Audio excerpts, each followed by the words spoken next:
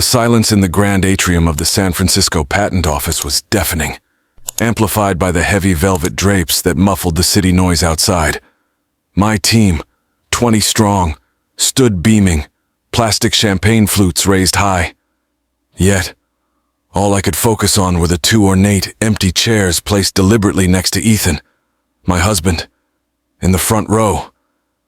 They were meant for my parents, Dr. Richard Reed and Professor Elaine Reed. I watched the sunlight catch the dust motes dancing over the plush velvet, and I felt the familiar cold knot tighten in my chest, the same knot that had formed years ago. It wasn't a wedding, but it was my pinnacle. A moment of validation sealed with an 18-month negotiation.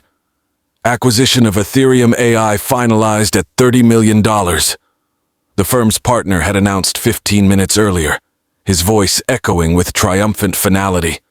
30 million. 2 years of my life. Built from the ground up in a Silicon Valley garage. Fueled by caffeine and sheer, unyielding will. My creation, my legacy, officially recognized with 8 figures. But the chairs were empty. My phone, which I'd checked just before stepping onto the low podium, remained silent. No congratulatory text. No rushed voicemail, nothing from my mother, and certainly nothing from my father, who once told me that working in tech was just playing with computers. I'd called them a week prior, scheduling the date, emphasizing the historical nature of the patent, a breakthrough in neural network architecture. My mother's response had been a flat, clipped tone. "Oh, darling, that sounds nice. But Logan needs us. Your brother's firm is having its annual, very important gala this weekend. We can't possibly miss that."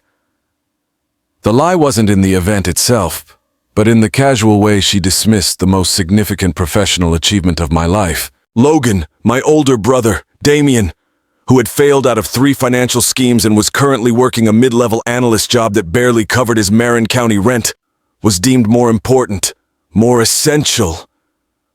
Ethan squeezed my hand, his warmth a solid anchor against the sudden vertigo of invisible hurt. "We are enough, Ilara," he whispered, echoing the same words he had given me on our wedding day, a ceremony that my parents had also managed to regretfully miss due to a sudden, highly convenient trip to the Bahamas with Logan and his family. The pain of the past was being mirrored in the success of the present. I realized then, standing under the celebratory flash of the cameras, that the acquisition wasn't just money, it was power. Power to redefine my life. Power to finally stop seeking approval. And perhaps, power to settle a decades-old score. I raised my glass, meeting the gaze of my 20-person team, my chosen family. "To Ethereum," I said, my voice strong, cutting through the silence. "To those who see the future, and to those who choose to show up." The cheer was authentic, loud, and for a fleeting moment, I almost forgot the empty chairs. But the seed of a decision had been planted, cold and rational, deep inside the triumphant warmth of my success. I was done waiting for them to see me. It was time for them to need me. My parents, Richard and Elaine Reed, were the embodiment of classic Berkeley success-tenured professors at a prestigious university, living in the same colonial revival home where I grew up, surrounded by first-edition literature and mahogany furniture. Their world was ordered, predictable, and ruled by the unspoken hierarchy of traditional prestige. In that world, Damien, my brother, was the golden child. He studied finance, the serious major.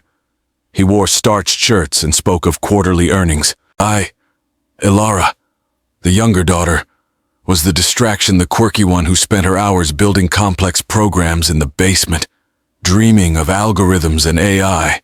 My achievements, even my high academic marks, were always met with a gentle, yet firm redirection. When I won the National Robotics Challenge in high school, my father had simply cleared his throat and said, "That's lovely, Ilara, but Damien just received his acceptance letter to Wharton. He's going places."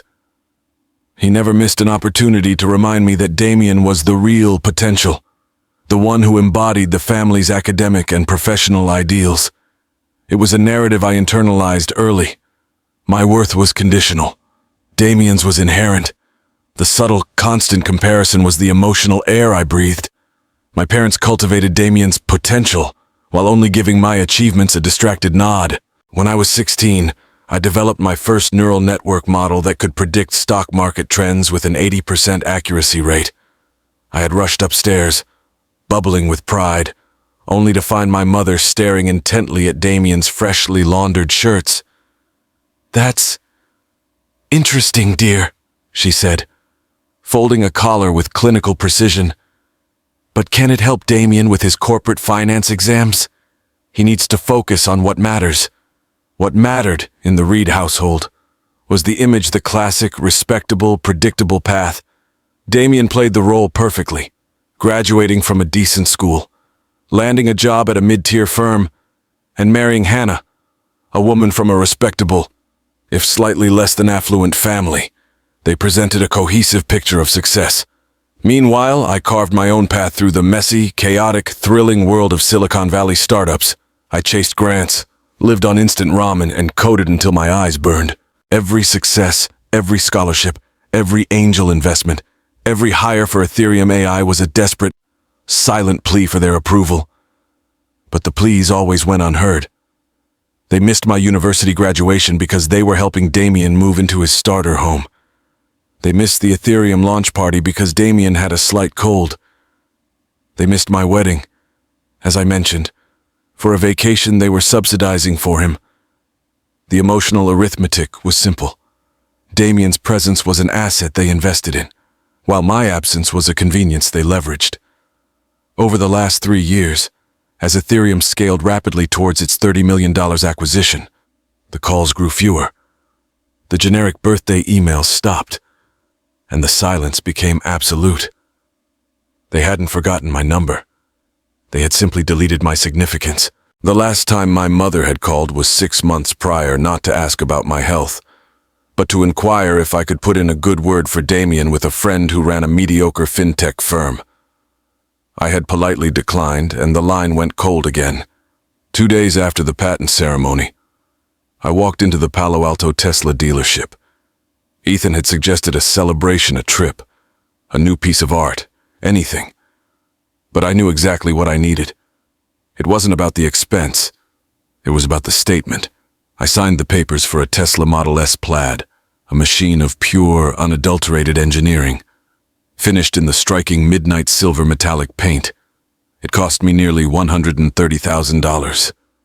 It was extravagant. Yes. But it was also a product of the world they dismissed, the world of algorithms, clean energy, and future-forward thinking. I drove it home through the winding roads of Marin County, the panoramic roof letting in the crisp California air. The car represented everything they were not, everything they ignored. I didn't buy the Tesla for transportation. I bought it for bait. I took a single, deliberate photo of the car in the golden afternoon light of my driveway. The high-contrast image, sleek and unapologetic, was immediately posted to Instagram with a 4-word caption, "My own kind of legacy." For 2 days, nothing. The silence was predictable, but I was patient. I was calculating the exact moment the hook would sink. I thought about the core of my pain, not the money, but the effort. I recalled the year I turned 30, rushing home excitedly because I had achieved the exact mid-career goal my father had set for Damien. I arrived to a dark, quiet house. My parents were at Damien's place, celebrating his twin's 10th birthday with a surprise party. They had forgotten mine completely. I spent that evening alone, eating takeout sushi, watching the candle flicker on a single cupcake, reading my own childhood narrative I was not worth the effort. Then, on the 3rd day, the phone lit up. Mother. The name, after 3 years of radio silence, sent a jolt of ice water through my veins. The voicemail was tight, strained, utterly lacking in warmth. "Ilara, it's Mom. We need to talk. A family matter. It's important. Call us back immediately. No hello, no how are you, just a command, reserved for crises. The hook had been set. They saw the car, and they remembered I existed, not as a daughter, but as a financial utility. I smiled, a cold, hard curve of my lips. It was time for them to meet my terms. I didn't call them back immediately. I waited 24 hours, letting the urgency simmer, forcing my mother to leave a second, more frantic voicemail. It was a small act of control, a tiny reclamation of the time they had so carelessly wasted.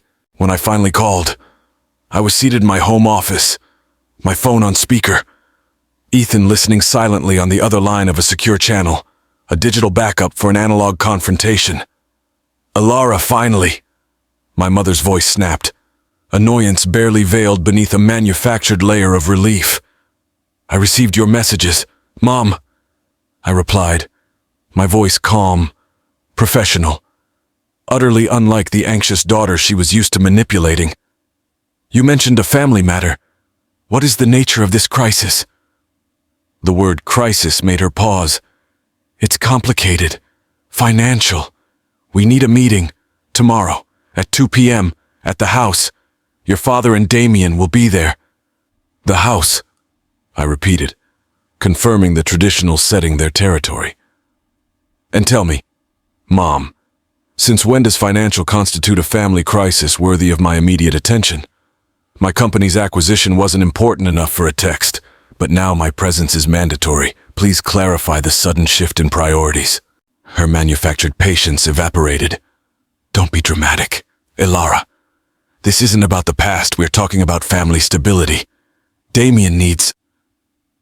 She stopped herself, clearly recalling some prearranged script. Just be here. We are your parents. You have an obligation to listen. Obligation?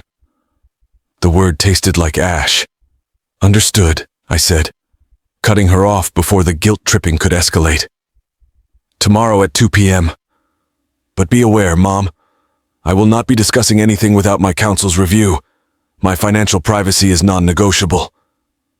The line went silent for a moment. Your counsel? Yes, my attorney. I clarified. See you tomorrow.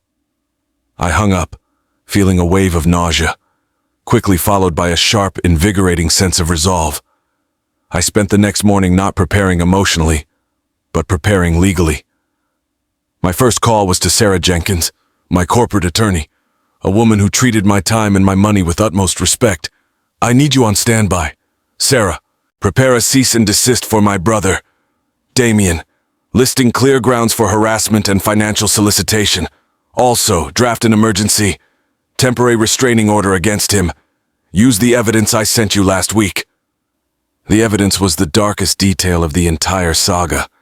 It wasn't just the blatant financial support my parents were funneling to Damien, the $2 million house, the expensive private school tuition for his children, the subsidized vacations. It was Damien's own desperation. A week before the family meeting call, a deep dive analysis by my security team revealed an attempted breach of my personal banking credentials. The IP address traced back directly to a laptop registered to Damien Reed. He hadn't just been passively accepting their money. He was actively trying to steal mine. This wasn't just about emotional neglect anymore. It was about criminal intent. The knowledge, cold and clinical, was a legal shield. At 1:40 p.m., I drove the Tesla towards Berkeley. The sleek, almost silent car felt like an extension of my newly forged determination. I parked the midnight silver Plaid deliberately on the edge of their circular driveway, starkly modern against the ivy-covered, traditional colonial facade of the Reed family home. The neighborhood, all manicured lawns and old-money complacency, felt like a museum of the life I had rejected. I sat for a moment, gripping the yoke steering wheel, absorbing the silence before the storm. This was not a meeting of reconciliation. This was a hostile takeover attempt, and I was arriving with all the defenses they never taught me to build. I checked my pocket. My phone was recording, its little red dot a silent witness to every word that would soon be spoken. I was ready. I didn't knock. I pushed the heavy oak door open and stepped into the dim, familiar entryway of the house that symbolized my perpetual second-place status. My father, Richard, stood immediately, his expression shifting from a practiced frown to thinly veiled shock as he caught sight of the Tesla parked outside the window. "Ilara," he said. The word clipped with forced approval. "You've done well for yourself." Not, "I'm glad you're here." Not, "We missed you." Just an immediate, cold assessment of my financial standing. "I have, Dad," I replied simply, offering no hug, no warmth, mirroring his own lifelong emotional distance. My mother, Elaine, was perched nervously at the dining room table, her posture rigid. Damien and Hannah were already seated, their faces arranged in matching masks of calculated concern. Damien nodded curtly, the gesture hollow. "Caroline," he mumbled, using my birth name, a subtle attempt at familiarity that grated on my nerves. We moved to the dining room. The polished mahogany table was not set for a meal, but for a negotiation. Financial folders spread out like weapons. I remained standing, my new leather handbag a pragmatic accessory I'd bought with my first big bonus held tight against my side. "Let's get straight to business, Ilara," my father began, reaching for the folders. "No, we won't," I stated, my voice quiet but firm, stopping him mid-motion. They all froze, startled by my sudden assertion. "Before we discuss any business that suddenly requires my presence after 3 years of absolute silence and 5 years of being intentionally excluded from this family, I demand an answer. Why am I here now?" Mother's eyes fluttered. "Don't be difficult, Ilara. This is important. My high school graduation was important. My university scholarship ceremony was important. My $30 million company acquisition was important. My wedding, the one you missed to subsidize your son's golf trip, was important," I said, listing each milestone with the rhythmic finality of a gavel striking wood. "And yet, you missed every single one. What makes today different?" Damien shifted uncomfortably. "This has nothing to do with your old issues. Ilara, we have pressing matters now." I met his eye, holding the gaze until his flushed with irritation.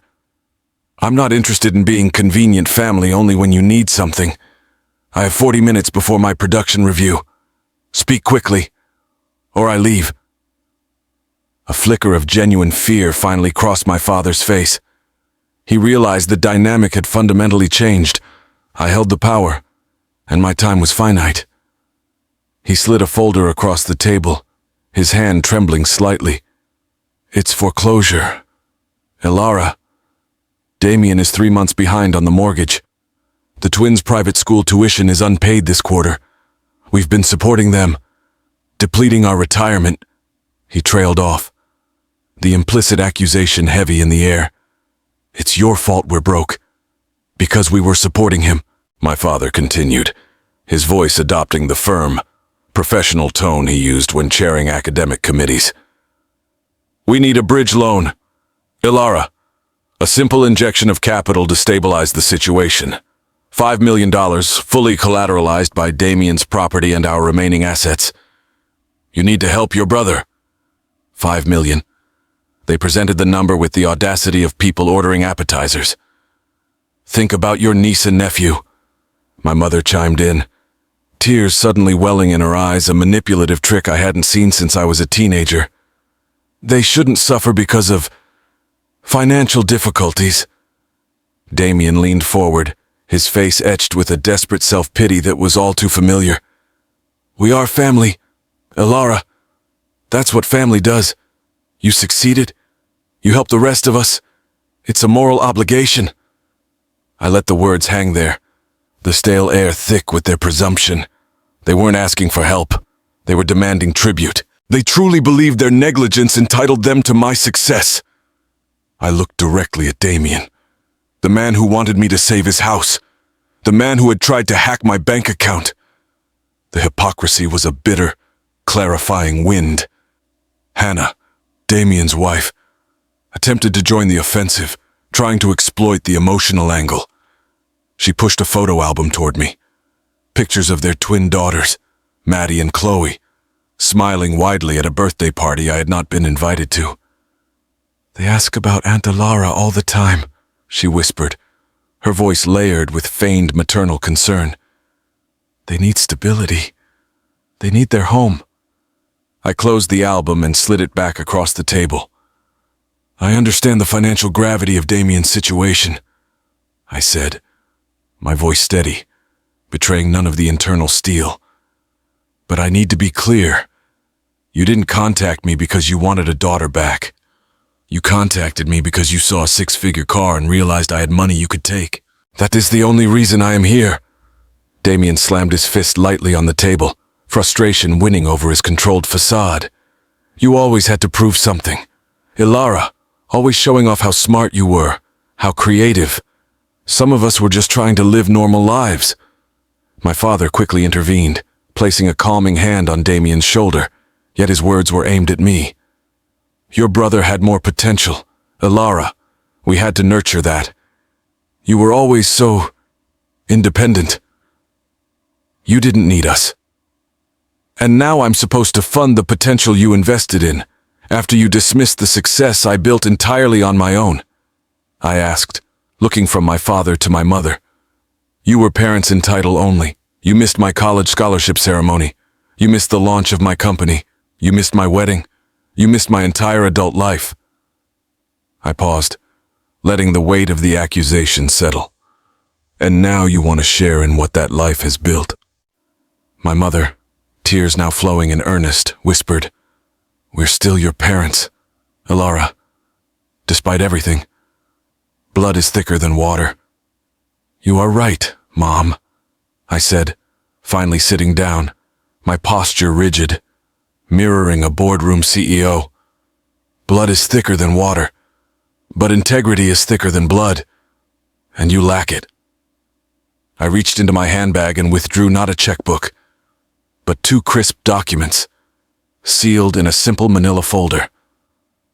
The movement drew all their eyes, foreheads leaning forward in eager anticipation of financial reprieve. I placed the folder squarely in the center of the mahogany table, positioning it so the bold, legal text was visible. "Before we proceed with your request for $5 million, I began, my voice carrying the unshakable authority of someone who controls the conversation. "There's a separate matter that needs addressing." Damien frowned, confusion replacing his self-pity. "What is that? What are you doing?" I ignored him, my gaze fixed on my father. "Last week, an individual attempted an unauthorized criminal penetration of my corporate and personal banking architecture. We traced the IP and the device ownership. We have documentation of the attempt and the associated digital footprints." My father's face went pale. He understood the gravity immediately. My mother just looked confused, clinging to her narrative of financial distress.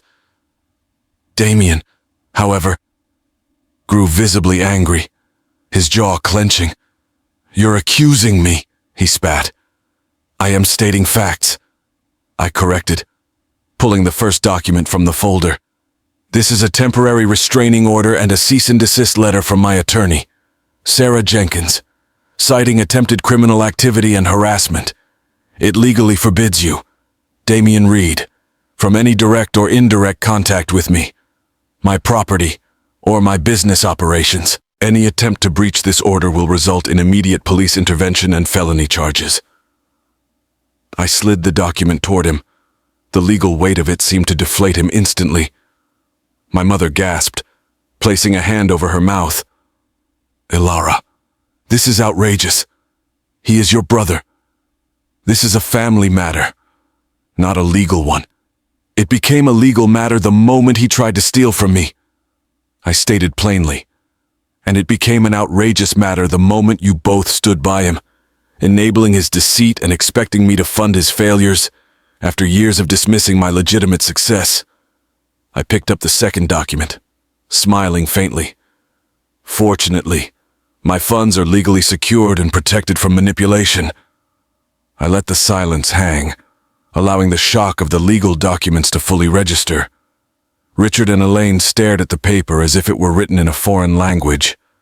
Damien's face was a study in pure, unadulterated fury and defeat. "You can't just throw legal papers at your family," my father finally said, his voice ragged, stripped of its professorial authority. "We are asking for a loan. We are family. You have an ethical duty." "I have defined my duty," I interrupted, cutting him off with the cold precision of a surgeon. I withdrew a third, much smaller document, a press release draft and a foundation charter. "You wanted $5 million to rescue a fraud. I have made a different decision regarding my capital." I smoothed the paper flat on the table, centering it precisely. "This is the preliminary announcement for the Reed Chen Women in Tech Scholarship Foundation." I tapped the document.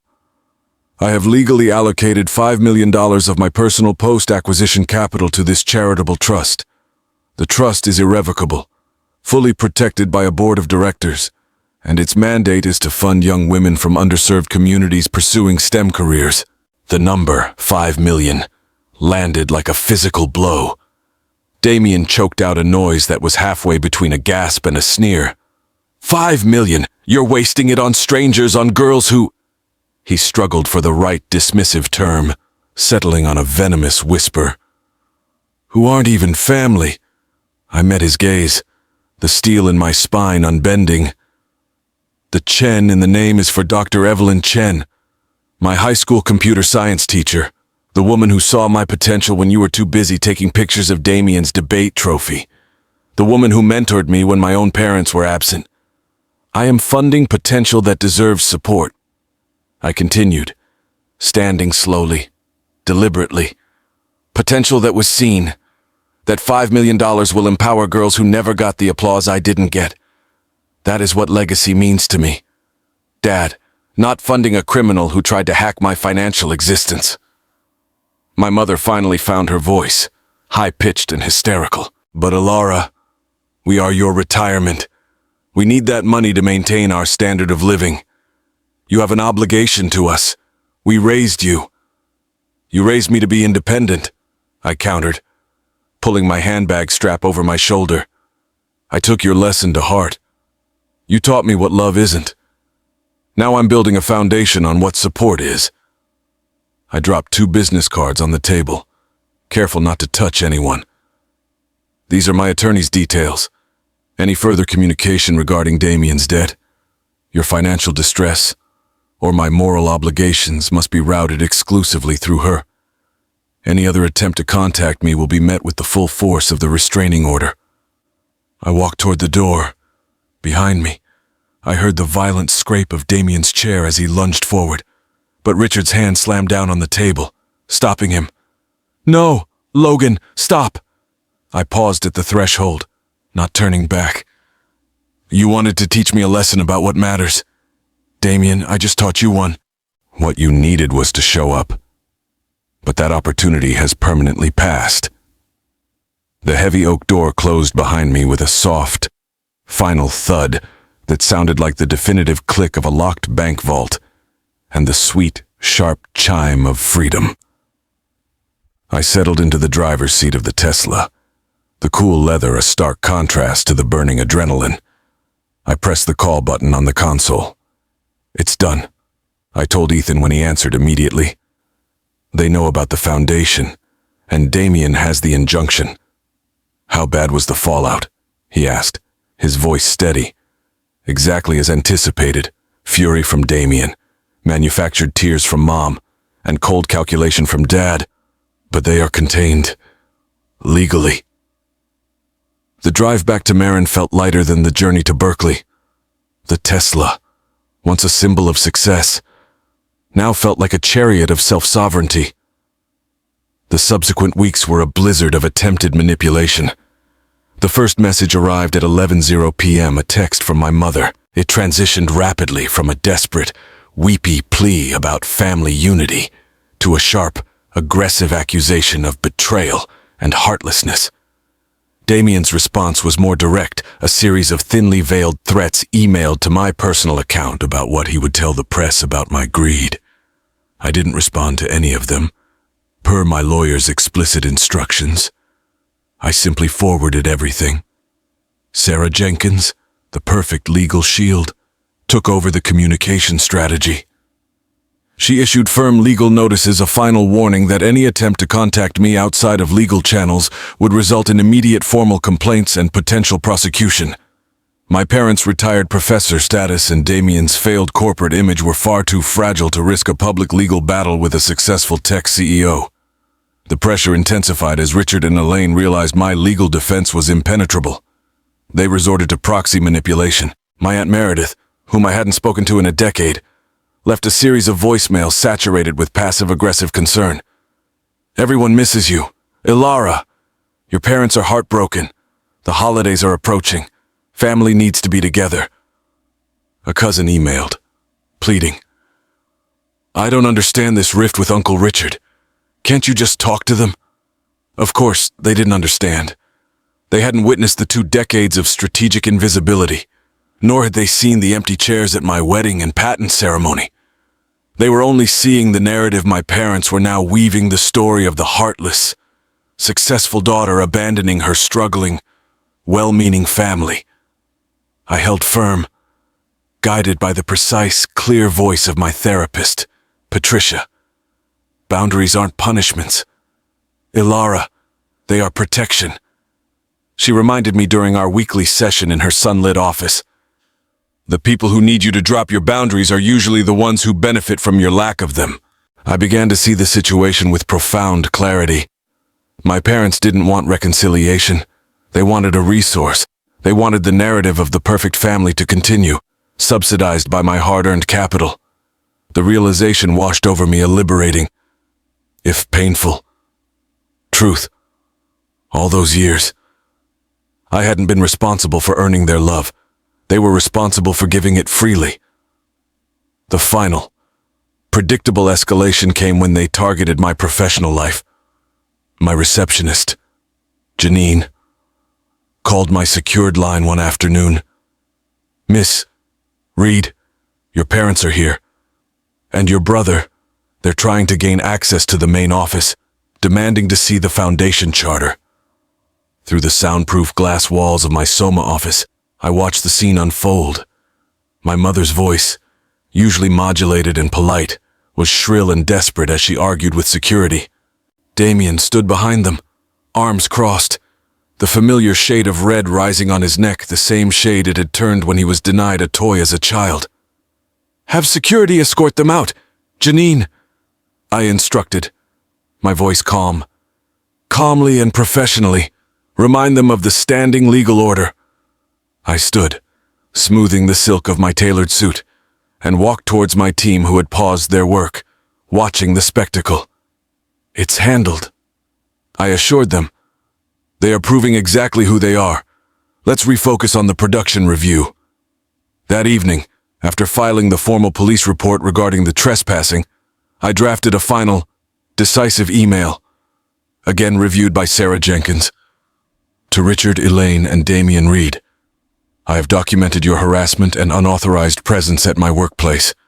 Any further attempt to contact me at my office or home will result in immediate formal prosecution for violation of the standing legal order. All matters regarding financial and family concerns must be directed exclusively through my attorney, whose contact information is attached. Caroline. I used my birth name, the one they insisted on using, but paired it with an absolute professional finality. This wasn't a daughter writing to her parents. It was a CEO establishing a non-negotiable legal perimeter. The public narrative, ironically, began to turn in my favor. Damien, in a desperate attempt to gain leverage, contacted a small local tech blog about the family dispute. The reporter, however, dug up the context, the empty seats at my wedding, the blatant favoritism, and the attempt to access my funds. The resulting article framed the situation perfectly.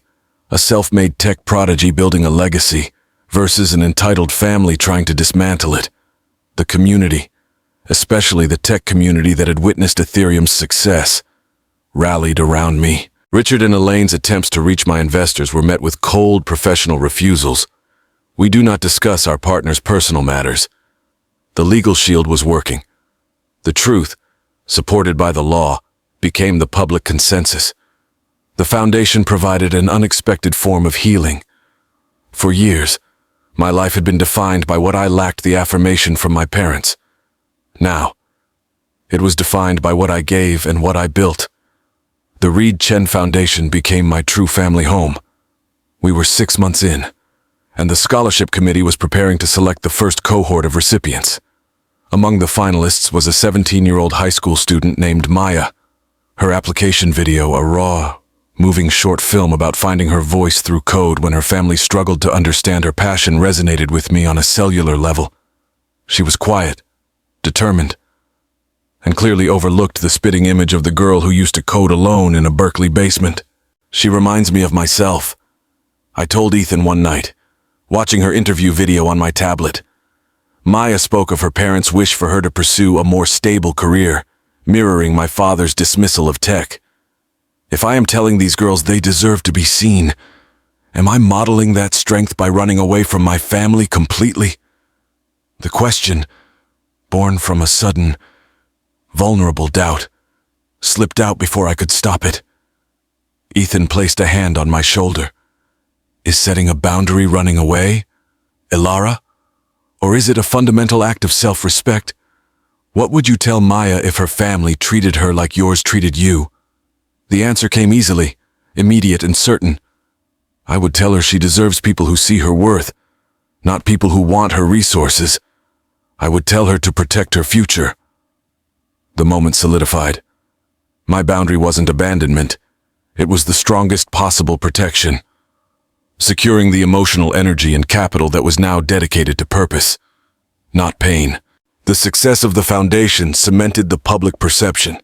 The San Francisco Business Times ran a feature headlined, "From Startup Exit to Social Impact, Elara Reed's $5 million commitment to the next generation."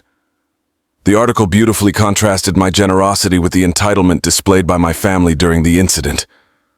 Without resorting to gossip, Damien's eventual foreclosure and his parents' declining financial status became public knowledge through local channels, a consequence, not an action on my part.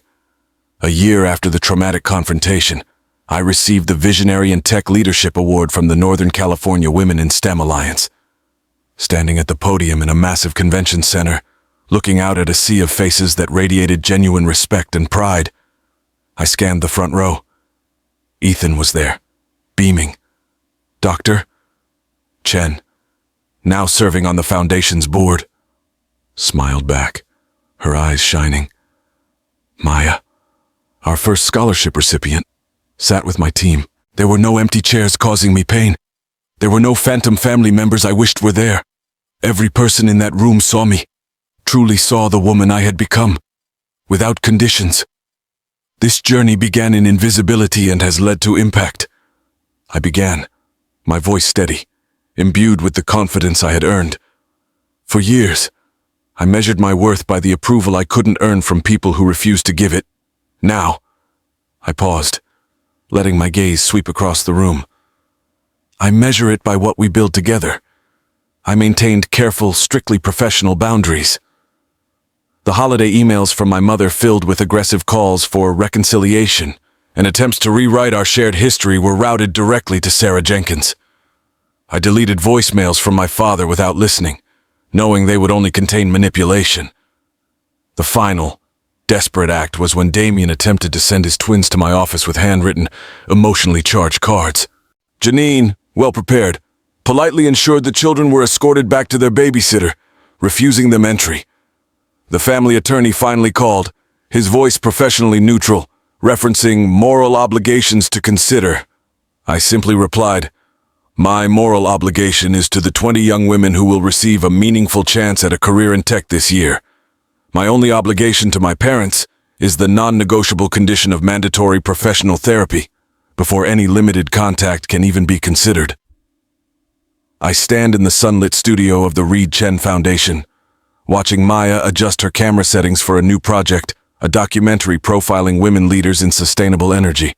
She has flourished under the Foundation's mentorship. What do you think about this angle? Ilara, she asks, her eyes bright with the same creative, analytical fire I recognized in myself. Try moving it slightly to the left. I respond, the confidence in my voice carrying the weight of experience. Catch how the light falls across the subject's intensity. That's where the power is. My office here is filled with the artifacts of my own making, the framed patent certificate, the Visionary Award, the ergonomic chair I chose, nothing inherited, nothing tainted by guilt. The past no longer dictates the present. Richard and Elaine, having lost the financial and social battle, were forced to accept the consequences of their choices. They taught me what family isn't. Ethan, my team, and the mission of the Foundation taught me what family is. Driving home through Marin, the Tesla purrs beneath me. I pass a large, ornate house that looks strikingly similar to the Colonial Revival home in Berkeley. I catch a glimpse of an older couple walking on the sidewalk. Our eyes meet briefly. I don't stop. There is no pain in this moment, only a peaceful acknowledgement of two paths diverged. They are no longer my burden. Tomorrow, Maya starts shooting her documentary. I'll be there, not as a desperate daughter, but as a devoted mentor, supporting a future that is entirely of my own making. Family isn't who raises you, it's who lifts you. To those of you who have followed my story, thank you for witnessing my journey from invisibility to impact. Your support is the true legacy I've built. If this story resonated, if you too have navigated the difficult terrain of family expectation and self-worth, please share your thoughts below. Your experiences are valid, and your strength is the courage to build the life you deserve. We build family through action, not obligation. I look forward to reading your stories. Please like and subscribe to the channel to follow the incredible work of the Reed Chen Foundation.